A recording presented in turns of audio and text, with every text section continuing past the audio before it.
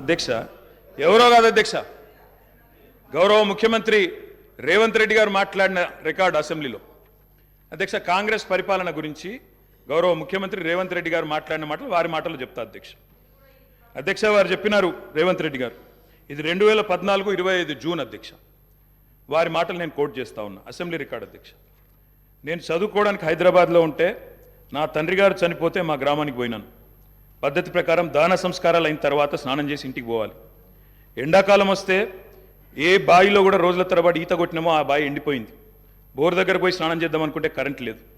నాకున్న పరిచయాలతో కరెంటే ఇస్తే బోర్ల నుంచి నీళ్ళు వస్తలేవు. స్నానం చేయవలసిన సమయంలో నెత్తి మీద నీళ్లు చల్లుకొని ఇంటికి వచ్చినాం అధ్యక్ష. తెలంగాణ ప్రాంతం నిర్లక్ష్యం కావడానికి కారణం కాంగ్రెస్ పాలకులన్న విషయం ఇప్పుడు అర్థమైంది అధ్యక్ష.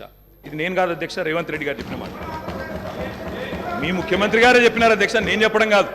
నేనేమంటున్నా అధ్యక్ష, మీరు దాచేస్తే దాగని సత్యాలు చరిత్ర అధ్యక్ష. ఇట్లా నిమిషానికి ఒకసారి ఇంటరప్ట్ చేస్తే ఎట్లా అధ్యక్ష? ఇంత ఆవేశం ఎందుకు? బట్టన్నా అధ్యక్ష, ముఖ్యమంత్రి గారు మాట్లాడతారు తర్వాత, మీకెందుకు బాధ? బట్టి గారు ఇంత బాధపడితే కష్టం. ఇందిరమ్మ పాలన గురించి రేవంత్ రెడ్డి గారు చెప్పిన మాట ఇది. ఇంకా చాలున్నాయి రేవంత్ రెడ్డి గారు చెప్పిన మాటలు, చెప్పమని చెప్తా అధ్యక్ష. This is not right sir. అధ్యక్ష, you have to come to my rescue. This is not right అధ్యక్ష. ఇదేం అధ్యక్ష? అధ్యక్ష, సీఎం గారు సమాధానం చెప్తారు అధ్యక్ష. గౌరవ కేటీఆర్ గారు ఎన్నిసార్లు ఇస్తారు సార్? మరి మేము కూడా లెక్క చూడాలా అధ్యక్ష? ఇందిరమ్మ పాలన అంటే అధ్యక్ష, ఇందిరమ్మ పాలన అంటే 84 వరకు ఇందిరమ్మ పాలన ఉండే సార్. మరి ఇందిరమ్మ రాజ్యం తెచ్చినాం ఇందిరమ్మ పాలన తెచ్చినాం అంటే మరి ఇందిరమ్మ పాలన గుర్తు చేయాలి కదా సార్. ఇందిరమ్మ పాలనలో గంజి కేంద్రాలు ఉండేది గుర్తు చేయాలి. ఇందిరమ్మ పాలనలో కరెంటు లేనిది గుర్తు చేయాలి. ఇందిరమ్మ పాలనలో నిర్బంధాలు గుర్తు చేయాలి. ఇందిరమ్మ పాలనలో నియంతృత్వం గుర్తు చేయాలి. ఇందిరమ్మ పాలనలో ఎమర్జెన్సీ రోజులు గుర్తు చేయాలి.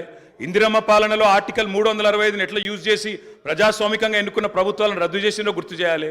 ఇందిరమ్మ పాలనలో ఎట్లా ముల్కీ రూల్ను తుంగలో దొక్కినో గుర్తు చేయాలి. ఇందిరమ్మ పాలనలో ఎట్లా రాష్ట్ర ప్రభుత్వాలను ఒక నియంతలాగా శాసించినో గుర్తు చేయాలి. ఇందిరమ్మ పాలనలో ఎట్లా ఇంటింటికి తాగునీళ్ళు ఇవ్వలేని దుస్థితులను గుర్తు చేయాలి. ఇందిరమ్మ పాలనలో ఎట్లా అయితే గరీబీ హటావో అని నినాదం ఇచ్చి మర్చిపోయినో గుర్తు చేయాలి. రాజశేఖర్ రెడ్డి గారిని గుర్తు చేసుకున్నప్పుడు, కిరణ్ కుమార్ రెడ్డి గారిని గుర్తు చేసుకున్నప్పుడు వారు తప్పకుండా మేము కూడా అన్ని చెప్పాలి కదా సార్. పోతిరెడ్డి పాడుకు పొక్కదవి నీళ్లు తీసుకుపోతుంటే హారతులు పట్టిన వాళ్ళ సంగతి చెప్పాలా? హంద్రీనివాకు హారతులు పట్టిన వాళ్ళ సంగతి చెప్పాలా? తెలంగాణకు అన్యాయం చేసిన ప్రతి ఒక్కరి సంగతి చెప్పాలా? కేవలం సెలెక్టివ్గా తలుచుకుంటాం, ఇందిరమ్మ పేరు అవసరం వచ్చినప్పుడు తలుచుకుంటాం, లేకపోతే తలుచుకోమంటే ఎట్లుంటుంది అధ్యక్ష? కాబట్టి తప్పకుండా చెప్పాలా. చరిత్ర అనేది దాస్తే దాగేది కాదు అధ్యక్ష. ప్రగతి భవన్కు పోయి అక్కడ కేసీఆర్ గారి పేరు మీద మట్టి పూయంగానే చరిత్ర మరుగున పడిపోదు అధ్యక్ష. తప్పకుండా వాస్తవాలుగానే ఉంటాయి. వాస్తవం ఏంది అంటే 50 ఏళ్ల గోస తర్వాత కలిసొచ్చే కాలానికి నడిసొచ్చే కొడుకు కేసీఆర్.